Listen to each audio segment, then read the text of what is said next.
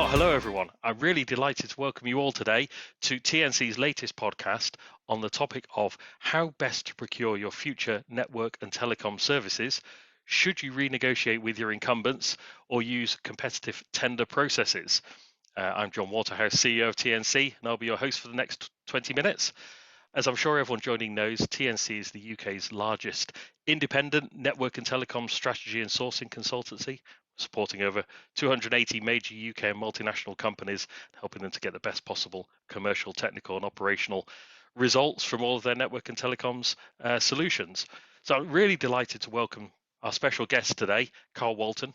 As I'm sure many of our viewers and listeners will know, Karl is one of the highest profile IT procurement professionals working in the UK, and he's leading in that area at the moment for the AA, having previously worked with Arcadia, Centrica, Kinetic, and De La Rue.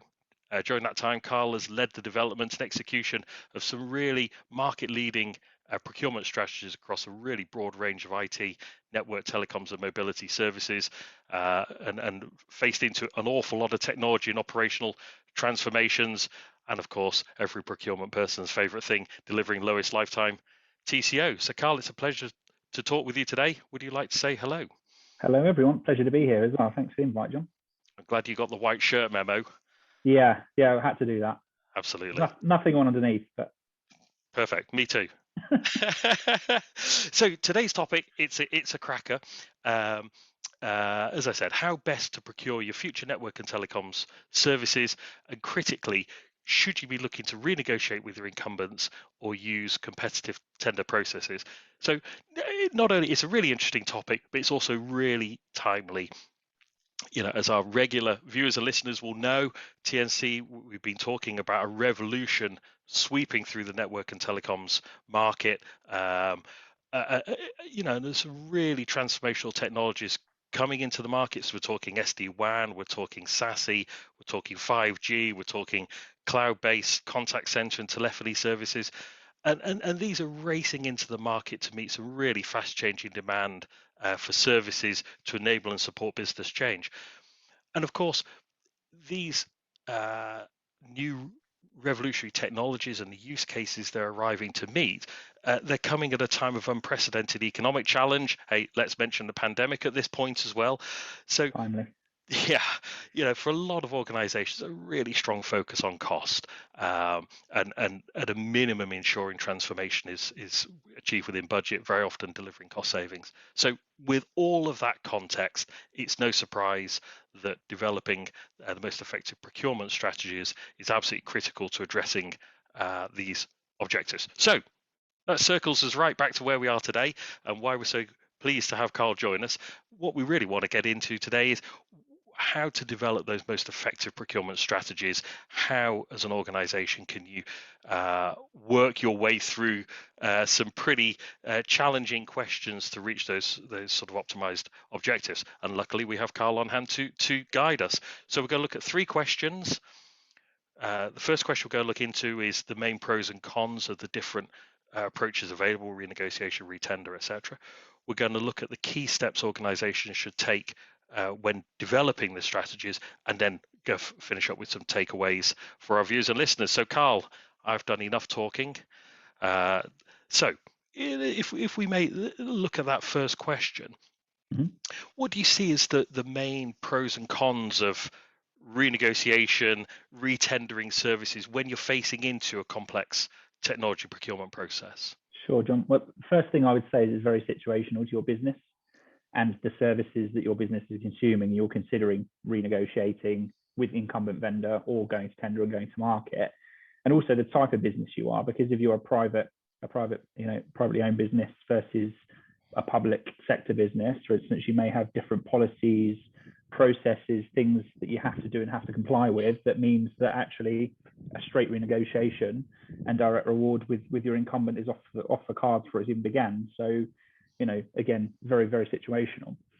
Just before we get into the pros and cons, what I would say is it's always good to create both options for yourself. And what I mean by that is make sure that, you know, you've got a good plan in place that's been discussed, and this, you know, you're not leaving it to the last minute to go out to your incumbent vendor and renegotiate or equally look to do a tender in 3 months that actually should be taking you 6 to 9 months. So first thing, make sure it's on your category plan, make sure it's socialized well in your business, make sure you understand and you've identified your SMEs and the people that you rely on to make sure that that process is successful and that they're on board with you.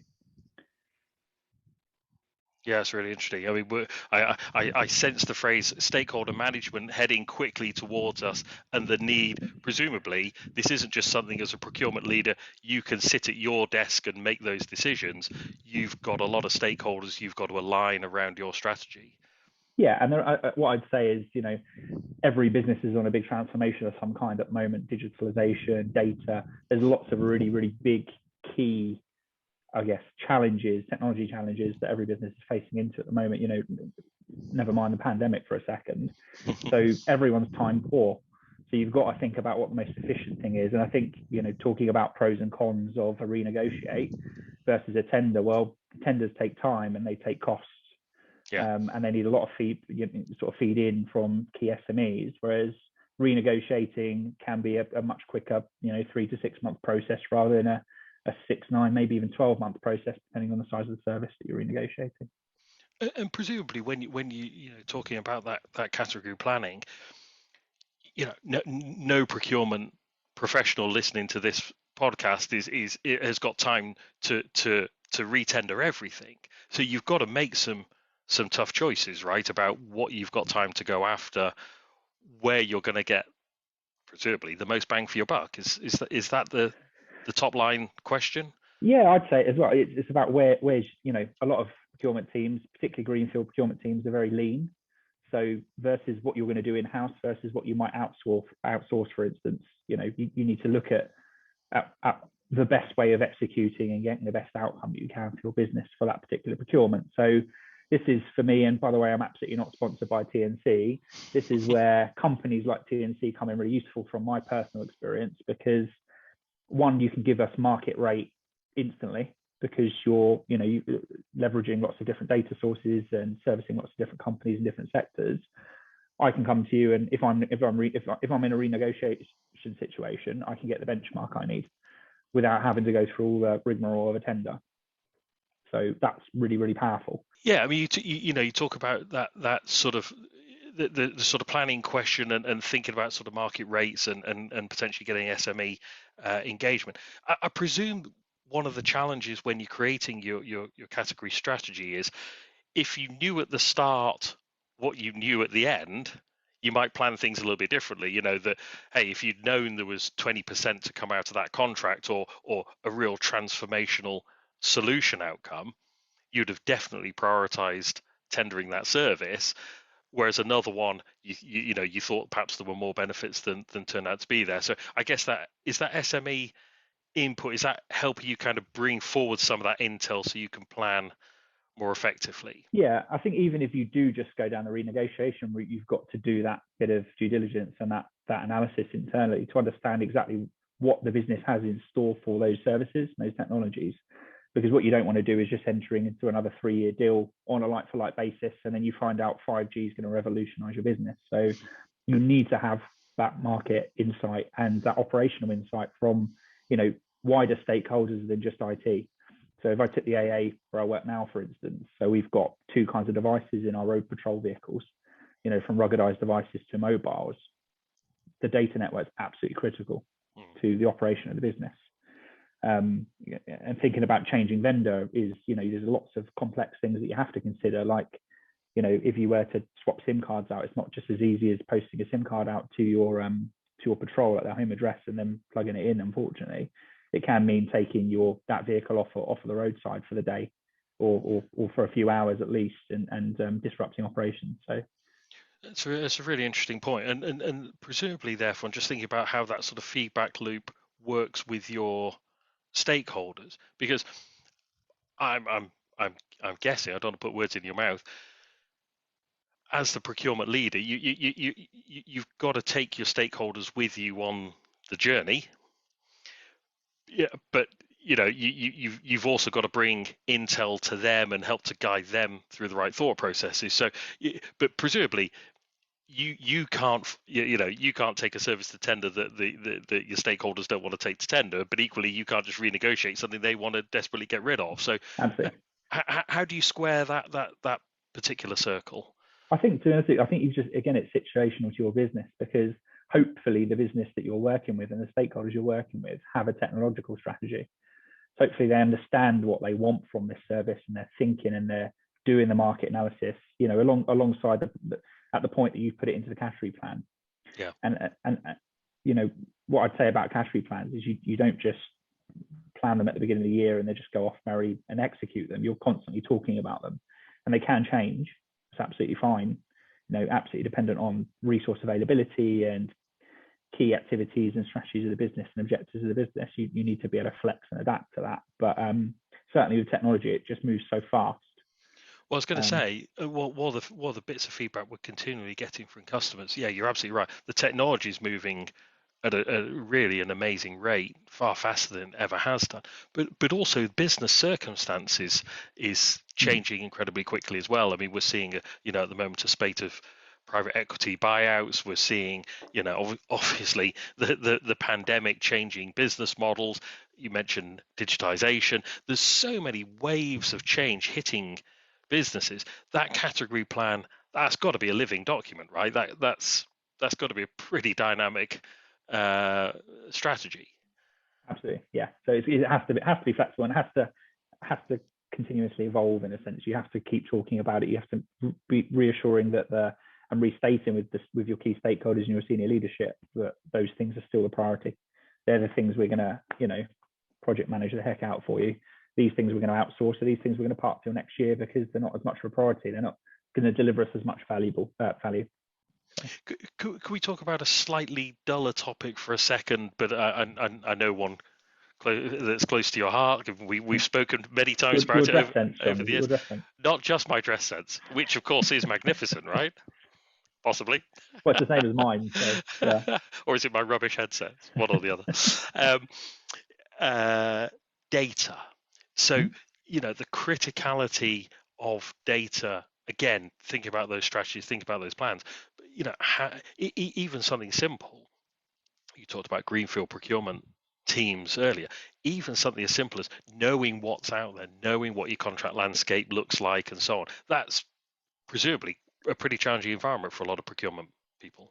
Extremely, yeah. And it comes down to what's fed and watered, I guess, before you get there, because things like your starters leavers process, if that isn't integrated with things like your telco ongoing operational billing management services and what have you, it can put you into a whole world of pain, because you have no idea what you're cancelling or what you're switching on. All of a sudden you've got 15,000 connections and SIM cards, but you've only got 8,000 employees. So lots of companies get themselves into that mess. And then on top of that, just to layer things very difficult, and I don't want to speak too illy of the telco vendors out there, but their billing is questionable at times. So there's obviously lots of opportunity there, going over historic billing and stuff like that. So for me, it's always the first thing I'll come into a business and think about and look at and just understand and do my own assessment of maturity on what's their sort of asset logs look like, have a look at some of the billing data, and then just perhaps even bring in a TNC just to have a bit of a sniff test and say, well, look, does this look right?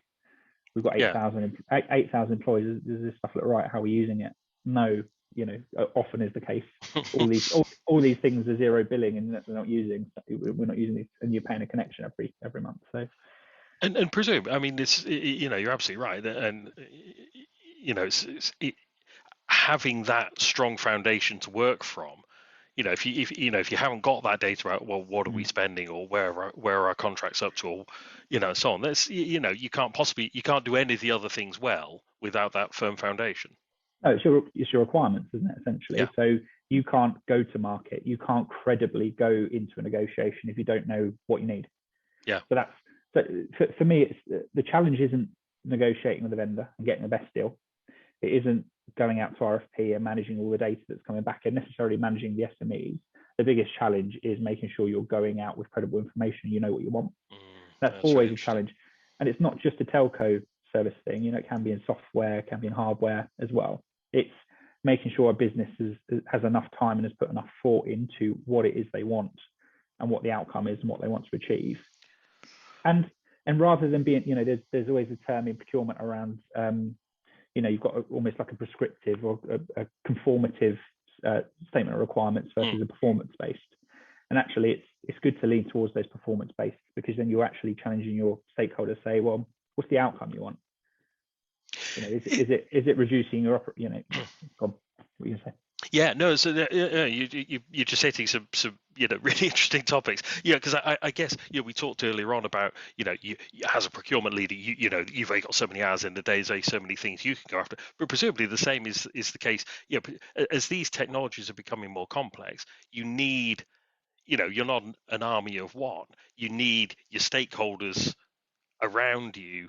They're the ones bringing the technology requirements, or evaluating the solutions, or whatever it is. So you've got to take into account their absorption Workload. capacity, as it were. Their Absolutely. Workload, etc. Yeah. But for me, again, it comes back to having that plan and having that good stakeholder management and making sure that that's a constant topic of discussion, because you shouldn't get to the point, right, well, we said we're going to kick this off on the 1st of July, as of the 1st of July, and then your stakeholder says, well, I don't have capacity to do it. If you've got to the 1st of July when you're planning on kicking off, you haven't spoken to your stakeholder enough. So again, it's coming back to that, constantly having conversation, make sure that's regular, make sure it's quality, a quality conversation, and you're getting to the nooks and crannies of this stuff early.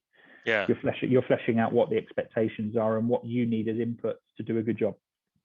Yeah, that's really interesting. So I sort of feel like, we're obviously sort of started off on the sort of pros and cons, and the next question is around those sort of key steps you should take when developing that procurement strategy. I guess we touched on some of those, in terms of having the data to drive the plan, the stakeholder relationships and engagement and so on. What would you say, if you try and sort of summarize those sort of key steps you would go through when sort of developing that strategy around a particular service? What do you think would be those sort of key steps? Well, like you say, first thing was your data. Well, first thing, sorry, was even planning it. So making sure that it's on the roadmap, like we've spoken about a few times, making sure that you've done your data analysis, you've engaged with your stakeholders, you've formulated that project team, you've assigned roles and responsibilities in that project team, so everyone's very clear on what they're contributing and what they're responsible for. Making sure you've got regular cadence and check-ins with that project team to make sure that things are moving forwards and we're all riding the same wave.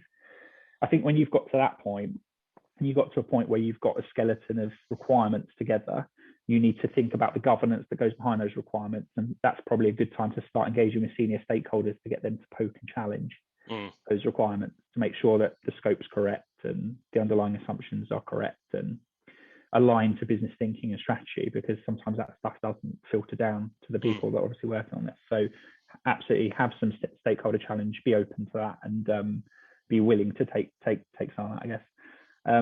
At that point, I guess it depends on whether you're going for a tender or a renegotiate. But say we go for a tender, for instance, briefing your suppliers is absolutely key. There's nothing worse for a supplier, I don't think, than a cold RFP landing on their desk out of nowhere. They have no context. You haven't warmed them up. These guys are just as busy, if not busier than you. So, let's be empathetic to that point. Also, ask them for some feedback before you issue it. You can put a timetable together in your RFP. Ask the suppliers what's credible. Ask all of them the same question. I've got 6 weeks and it's over Christmas. No, it's not credible. I can't. Yeah. You're going to hear that back from multiple vendors if you've got an unreasonable timeline. It's good just to front into that problem at first, and it can help you manage your stakeholders who could be chomping at the bit to get the thing across the line, rather than trying to rush it rather than actually getting the right outcome. So, and do you find you get that sort of quality feedback from the bidders? Do you get sort of good engagement with those sorts of questions? Yeah, absolutely. I think they appreciate it. Again, it's I don't know. My method of procurement around that win-win and the relationships and managing supplier relationships is key. I think you're always going to get a better outcome if you've got a good relationship. And part of having a good relationship is being understanding and empathetic to their challenges, and truly trying to seek a win-win for both organizations. I think it's got to start there. Yeah. It has to start there. These guys are going to be working, day and night sometimes to meet these deadlines in your timetable, cancelling holidays and things like that. And I think nodding to that and being understanding to that and being accommodating to it is key. I think it's just a good way to kick off that relationship. Yeah, that's really interesting. And when you're working with your stakeholders, think about the sort of specific question around tender and renegotiation. It sounds like that's a kind of quite a fluid question. Like you wouldn't arrive at your stakeholders and say, today we're talking about this service and we're going to renegotiate it. Presumably that's a bit more of a dialogue. This is the service. What are we thinking? Yeah, so we'll play through those pros and cons, I guess. Perhaps there's a strategic review board or something you've got set up in your procurement function that you can go and play those things to senior stakeholders to shape the thinking and get the buy-in. Because nobody wants to go and do a tender for tender's sake. If you can go out and renegotiate with your current vendor because they're performing well, the relationship's great, and you're going to get market rate, why wouldn't you? Tenders are expensive, they're time consuming, and there's plenty of other things, let's face it, for us procurement teams to focus on. So that for me is always the first question: is actually, can we? What state is the relationship? Could we credibly just renegotiate directly with this vendor if we're happy with the service we're getting? I guess some of the cons to that you do have to think about, though, is that you could be quashing innovation, or you could be, you could get something even more sublime than market rate because a particular vendor wants to buy your business. They want your brand. It's good marketing for them. There's other upsell opportunities and cross-sell opportunities, or joint marketing ventures and things like that. So, you are kind of stopping yourself from seeking those kind of innovative ideas. You can still request, innovative sort of service ideas from the vendor that you're renegotiating with, but I think you'll get a better view for what's happening in the market and change and all that kind of stuff if you were to go to tender and open your doors. Yeah, absolutely. Yeah. You opening your doors is exactly the phrase, isn't it? You're opening yourself up to innovation, and you're letting people come to you with ideas. And I guess, speaking of that, do you find? I suspect the answer to this is going to be it depends from organization to organization, team to team. But do you find you also do you find you get stakeholders coming to you to say, hey, Karl, we should do this, we should retender this, we should negotiate this, we should do something different? Do you get that, or is the traffic sort of a little bit more the other way around? I'd say you're spot on it, and it's completely dependent on the organization you're in. Again, if you're in a procurement organization where it's not heavily mandated that you do engage a procurement team, then it is a bit like being, picked last in the football team, and you have to make sure you're at the front line and front of mind to make sure that you're engaged, and that can be a task in itself. If you're fully mandated by the senior exec, your procurement policy is written, understood, and practiced well in the business for good reason, then they will be coming to you. That's the ideal situation you'd be in, is that stakeholders coming to you and asking you when you can plan. Yeah. It doesn't, coming from a greenfield scenario, it doesn't just happen overnight. It can be 2 years in the making to change that culture and get the buy-in, because you've got to prove what a procurement function can do and what the values are before you can expect your stakeholders to come and call in your services, I guess. Yeah. It's almost just like being a supplier yourself, isn't it? Internal supplier. Yeah. It's a really good analogy, actually. Yeah, and presumably, therefore, it's the stronger the relationships you can build over a period of time, the better that process is going to work. Absolutely. Yeah. Oh, fantastic. Right. I'm as always starting to get conscious of time and so on, and we've promised our viewers and listeners some takeaways. I have one I'm going to chuck in at the end. But I'm cheating. That's because we talked about this beforehand, and there was a point you made, and I really hope you make it again. But, so if not, I've got it noted down. But what would be, if one of our listeners kind of, grabbed you over a beer and said, "Hey, look, Karl, give me a couple of nuggets here." What would be, sort of key takeaways, for someone facing into a complex procurement process for one of these sort of highly value added services, what 2 or 3 things would you perhaps guide them to do in terms of the planning? And Yeah, so say it's requirements and stakeholder engagement. Firstly, those yeah, planning stages. If you don't have the right data to hand and your requirements aren't true and accurate, you're going to set yourself up for pain further down the line when you're negotiating with a vendor and they've given you a rate for 8,000 units and you only need 4,000 units, and you just start losing credibility throughout all that, and it adds a lot of time and wastage, quite frankly, and money to the whole process. And you can't avoid that, right? I mean, you can't. At some point, you're going to need the data. Ideally, you'd have it before you started. You're certainly going to need it by the time you're writing a contract. So you presumably you've just got to bite the bullet and because I guess hunt it down.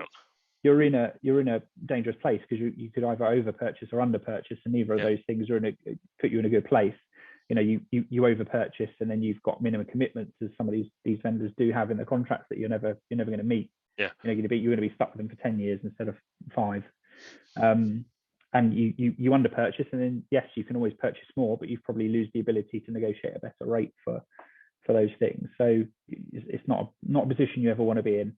There's always, I always, when I'm speaking to stakeholders internally, I always say use the RFX process as a way of defining your requirements as well. That's absolutely fine. That's why we have things like RFIs. That's interesting. Yeah. So you get some of that market insight before you go to tender. Yeah. And then you can bake that into the onward process. Yeah, but I think we should know, within 80% at least tolerance, what it is we need.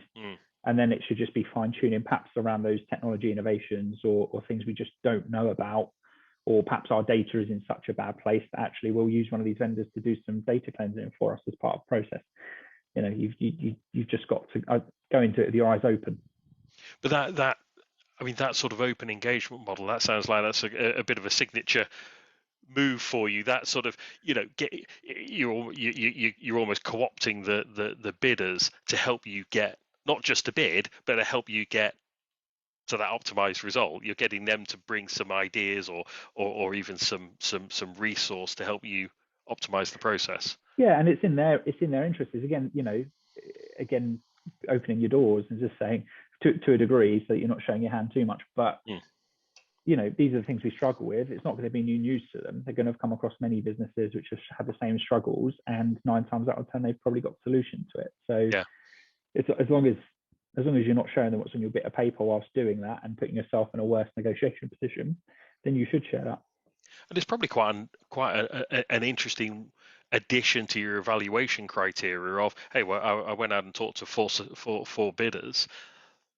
These 2 were pretty disengaged from the whole process. These 2, or this one here, they were fantastic. They came with ideas and innovation. They were willing to jump into trenches with us to help us do this and the other.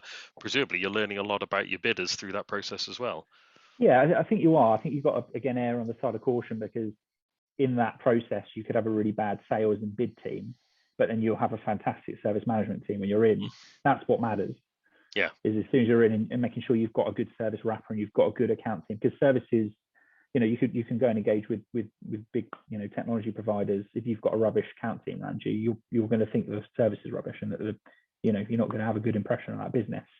It all starts and stops from the service point of view with the account management and the service management on the other end. So I always think about that graph that you just see in procurement, where you sort of see it, the engagement from the supplier going up, and then as soon as you sign contract, it dips.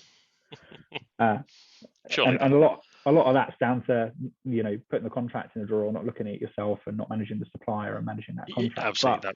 But that's another day, I think. That absolutely. Hey, we'll drag our listeners back for another round on that. There's one last thing I was just going to talk about quickly, because this is the takeaway I wanted to add in, based on some of the things you were saying earlier on about timing, and I know from TNC's point of view, if we could say one thing to anyone listening, watching, today, so often organizations leave this stuff too late.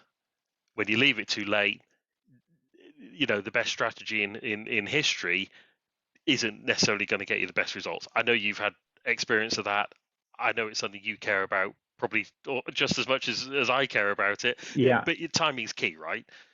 It is, and unfortunately, I have been on the bad end a number of times where I'm asking vendors to, extend contracts for 3 to 6 months whilst we go out and competitively benchmark their services, and it's an embarrassing place to be. But you are where you are at that point. You've got to adapt to it, right? But the key is to make sure you're not in that position. You don't want to be at a disadvantage. You've got to plan for these things. They can be big, they can be complex, they can be time consuming, even a straight renegotiation. So you've got to plan for this stuff. You've got to have your stakeholders warmed up, and you've got to have the market warmed up. Karl, as always, magnificent, really, really interesting, and loads of interesting points in there. But unfortunately, we've run out of time. Oh, it's no. Yeah. In fact, I suspect we've gone slightly over time, but my stopwatch has stopped. So but I guess we have.